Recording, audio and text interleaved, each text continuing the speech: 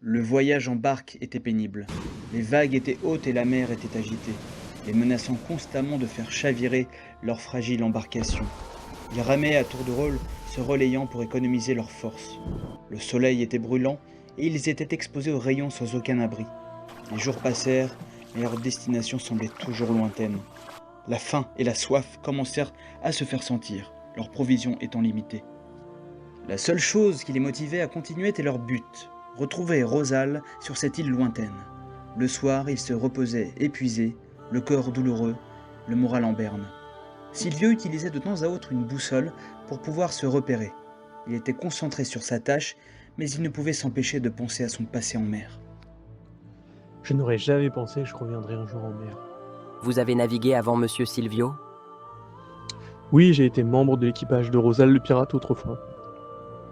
Mais c'était il y a longtemps. J'ai quitté cette vie depuis. Il est vrai que de temps en temps je pars en mer avec Gilles, mais nous nous éloignons pas trop de la côte. Gilles aimait expliquer tous les rouages de la navigation et décrivait le comportement de l'océan à Aristodée, qui n'avait jamais navigué de sa vie. Moço, você deve saber que o oceano é um lugar vasto e poderoso.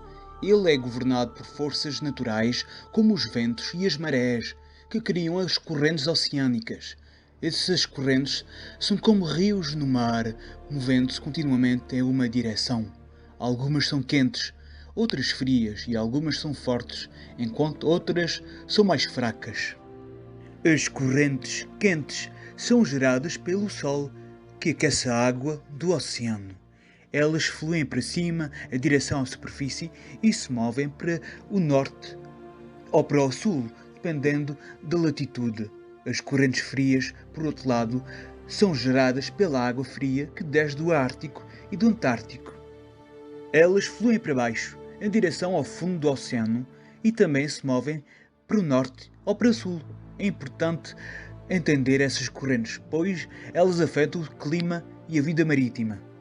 Elas também afetam a navegação, então é importante estar ciente delas ao viajar no mar.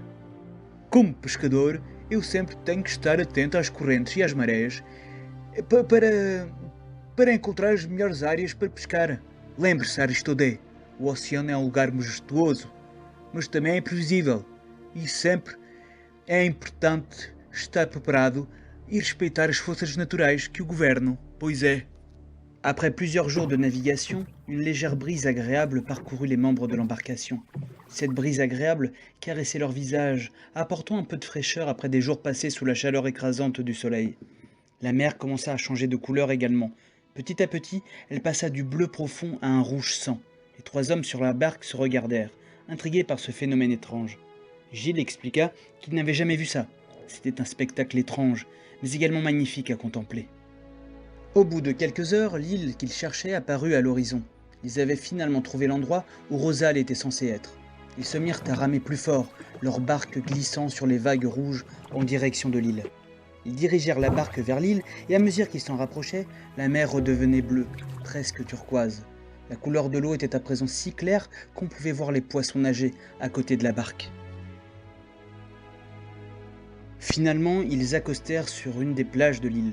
Les membres de l'équipage sautèrent de la barque et marchèrent sur le sable blanc.